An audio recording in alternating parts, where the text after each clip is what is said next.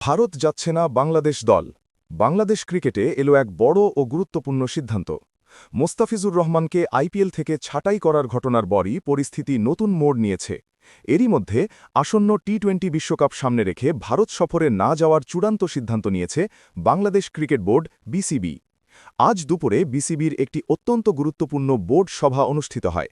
এই সভায় ১৭ জন বোর্ড পরিচালকের উপস্থিতিতে দীর্ঘ ও বিস্তারিত আলোচনা করা হয়।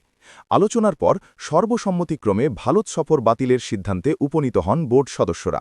এই সিদ্ধান্তকে ঘিরে ক্রিকেট মহলে শুরু হয়েছে ব্যাপক আলোচনা ও জল্পনা। সিদ্ধান্তের মূল দিকগুলো: ভারত সফর সম্পূর্ণ বাতিল, টি-20 বিশ্বকাপকে সামনে রেখে বড় কৌশলগত সিদ্ধান্ত, ১৭ জন বোর্ড পরিচালকের উপস্থিতিতে জরুরি বৈঠক।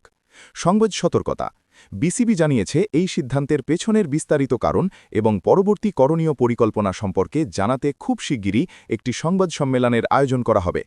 আমরা সেই সংবাদ সম্মেলনের সব আপডেট আপনাদের কাছে দ্রুততম সময়ে পৌঁছে দেব।